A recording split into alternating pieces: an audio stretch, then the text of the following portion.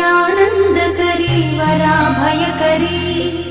सौन्दर्यरत्नाकरी निर्धूताखिल पापनाशनकरी प्रत्यक्ष माहेश्वरी प्राणेयाचलवंशपावनकरी काशीपुराधीश्वरी भिक्षां देहि कृपावलम्बनकरी मातान्नपूर्णा